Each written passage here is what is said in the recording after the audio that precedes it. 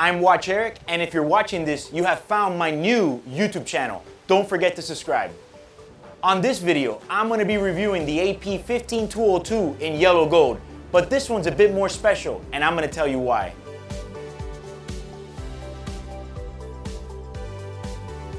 So I just previously did a video on my personal AP blue dial stainless steel jumbo 15202. This particular one that I have here is very, very different, and I want to give you a couple of reasons why. Well, right off the bat, it's yellow gold. And if you don't know, I mean, it's not that easy to find too many Audemars in yellow gold. Most of them usually come in rose gold. Stainless steel seems to be the ones that everybody wants, but for the most part, rose is the one that reigns supreme in their precious metal department. Now, the yellow gold. The yellow gold in AP is something that for me has always been a love-hate relationship. Right off the bat, the yellow gold that AP uses does not look exactly, or even close, let's say, to the one that Rolex uses. Rolex has more of that classic, traditional, bite-you-in-the-face yellow. Whereas AP's yellow is a bit more pale, almost like a green gold, I can say. But this one right here gave it a complete different look than all of the previous yellow gold APs I have ever seen.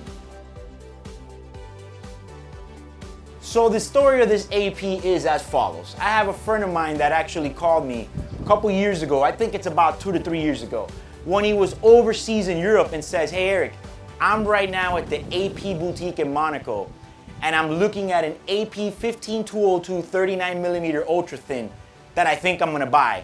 Me at that moment I said, "Okay, what's the price?" He says, "It's yellow gold and it's gonna cost me around $52,000. He starts doing the whole breakdown of the whole VAT tax and all that.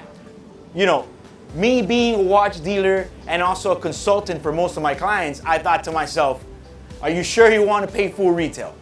He says, "Eric, I'm trying this watch on. It looks so boss that I think I'm going to buy it."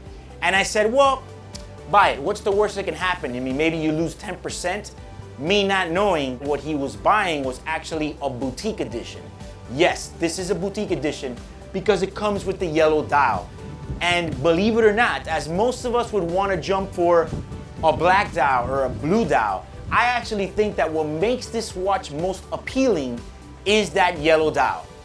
So to fast forward the story, this guy buys this watch. He's had it for a couple years, used it because it's got some marks of ownership, because that's what I like to call them. So he's told me several times, he said, "You know, Eric, I'm going to bring this watch by so that you could possibly do a review on it." And I said, "You know what? That would be something interesting."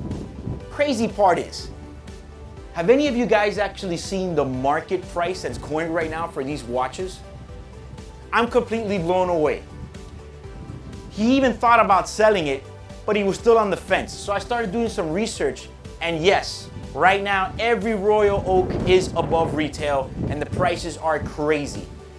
I know that they make a white gold jumbo with the salmon dial, which is also hot, hot, hot. But this yellow gold one, I think it's the sleeper out of the bunch. These watches are going for $100,000. That blew me away, and I really then wanted to do a review on it. So some of the features about this watch are as follows, that change a little bit between my 15202 and this one. My 15202 had the Grande Tapisserie dial, whereas this one has the Petite Tapisserie dial. What pretty much changes are the actual squares, or the waffles on the dial, we'll say, are a bit smaller. Another thing is the AP logo on this watch is moved from the 12 o'clock position where the indicators are on the previous model. Now they're located right above the 6 o'clock hour marker. Those are some of the immediate changes that you can see from the previous version. Another thing was that I had a bone to pick on my watch was the clasp. This one now has the updated dual-sided clasp, which is so much more comfortable, and I wish they would have done that to the previous versions. Movement is the caliber 2121, which comes standard in all 15202s. One of my favorite things actually about this movement in this watch is that since the whole watch is yellow gold, when you see the clear case back, that rose gold rotor actually strikes through the glass and just looks completely different and stands out.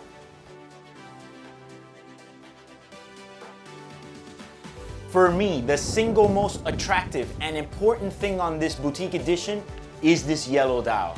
Something about this yellow dial that just completely takes it to another level. AP selected the perfect yellow tone for this watch. It's almost as if the tone of the yellow they selected perfectly offsets that greenish gold look that AP traditionally has.